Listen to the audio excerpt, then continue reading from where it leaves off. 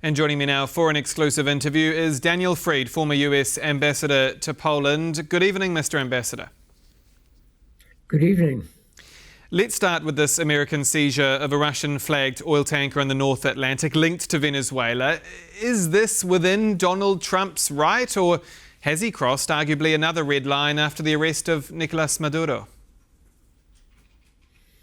Well, I'm not going to shed any tears for Maduro's departure, nor will I shed tears for a tanker which was started to fly the Russian flag in an attempt to evade U.S. action. There are other things the Trump administration is doing that are higher on my list of problems. The notion of going after Venezuela tankers and pushing back against the Russians is not on my short list of Trump administration objectionable actions. There is a bit of a but, though, right? Because we're seeing the President of the United States, in some ways, in his drive towards Western Hemisphere dominance, rewrite the rules of international law, no? Well, let's unpack this a little bit. The raid against Maduro in Venezuela can legitimately be questioned as a violation of international law. So could the invasion of Panama in 1989 by George H.W. Bush. That invasion was largely forgotten. I'll bet a week ago you weren't thinking about that. And that's because it was largely regarded as a success. I'm not suggesting that success obviates the need to respect international law. I am saying that when you succeed, you can claim a measure of vindication. We succeeded in Panama because there was a peaceful transition to a democratic government, and the person who was overthrown was a dictator. Now, in Venezuela, it is not clear how this comes out. The best scenario would be for the U.S. to support a transition to a democratically elected government, probably the opposition that arguably won the 2024 presidential elections. But the Trump administration has not chosen to follow this path, at least not yet. They seem to be working with the remnants of the Maduro regime, or rather the Maduro regime minus Maduro. This risks putting the U.S. on the wrong side of Venezuelan opinion if, in fact, the Venezuelans continue to support the democratic opposition, as they seem to, including Maria Machado, who won the Nobel Peace Prize and who is the leader of the democratic opposition. So I think this is a problem. The U.S. could succeed in Venezuela in a way similar to the way it succeeded in Panama, but to do that, we're going to have to not back an unpopular dictatorship, Maduro's regime without Maduro, and we need to get together with Venezuelan opposition, which represents a majority of society. On this Russian-flagged oil tanker seized today, how does this play out for President Trump? Because he's historically had quite open ties with Vladimir Putin, especially over Ukraine. I mean, could this pit Washington against Moscow? Well, it's interesting. Overshadowed by the events in Venezuela and the unconscionable U.S. threats to Greenland, there has been steady progress in fleshing out security framework for Ukraine. There was a meeting in Paris yesterday, including two senior U.S. representatives, close to Trump, both of them, at which progress was made. It's no longer as clear to me that Trump will keep indulging Vladimir Putin. That may no longer be the case. Putin tried to derail these security talks about Ukraine by rather ludicrously claiming that the U.S. had attacked one of Putin's palaces in one, near Valdai. Trump initially accepted Putin's word, which was a problem. But a few days later, Trump pushed back and said the attack probably never happened. This Russian effort was hasty and clumsy, suggesting that the Russians mounted it in haste. What were they worried about? I think they were worried about the talks about Ukrainian security that were making progress. Poland's been represented in those talks as well. So I think it is no longer a safe assumption that Trump will side with Putin. And I think the Russians might be becoming nervous about this.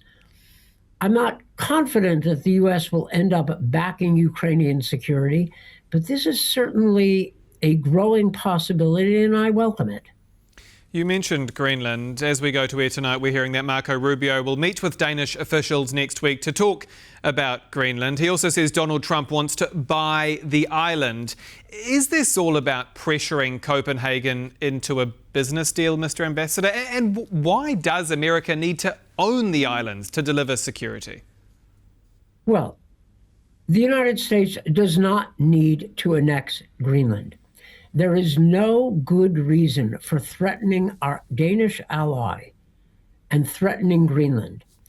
All of our security concerns can better be met by working within the 1951 US-Danish Treaty on the Defense of Greenland, which provides the US with rather open-ended basing rights. We could probably get the Danes to help pay for additional US bases if that's what we decided to do. There is no US interest that cannot better be served by working with rather than against Denmark. This threatened aggression against Denmark and Greenland serves no discernible purpose I can see. Is there a danger now, after this relative success of the attack on Venezuela, that Commander-in-Chief Trump feels this kind of ease of military success, that his appetite for risk grows, and that he ultimately launches into Greenland, boots and all, simply because he can? I wish I could tell you that you are completely wrong, but this danger does exist. I think the Danish government called on its European allies to push back, and the result was the statement issued the other day by major European governments, including the government of Italy, which is politically aligned with Trump.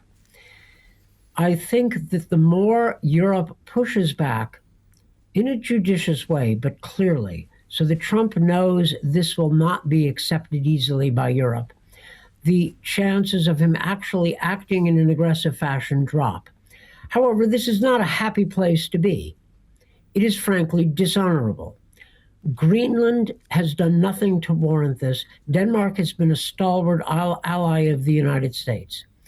There is no defense I can make for such behavior, and I'm not going to do it.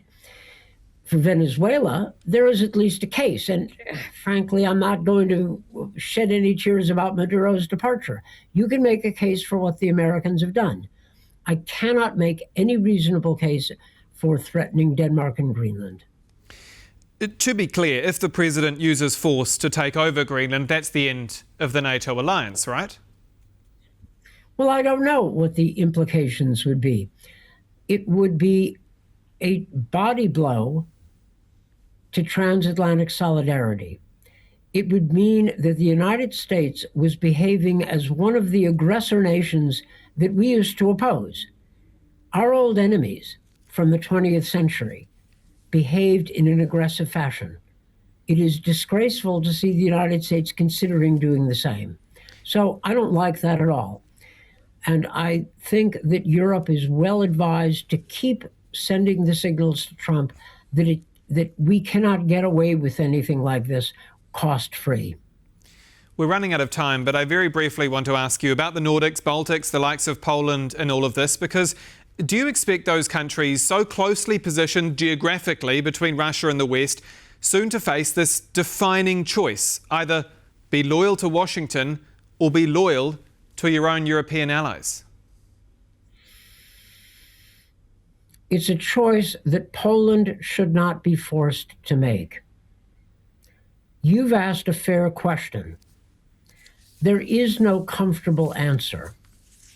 And I think that such a policy move by the United States would be shameful. how Poland responds is not going to be easy. I think that Radek Sikorski, Poland's foreign minister, is skilled enough to find the best way forward that would compromise neither Poland's principles nor its interests. But that's an ugly choice to have to make. Mr. Daniel Fried, former US ambassador to Poland, thank you very much for your time, as always. Thanks for having me. And that's all for World News tonight. But don't go anywhere. On the Record is next as Adam Yasser speaks exclusively to Sir Robin Niblett. I'm Aaron Dahmen. Good night.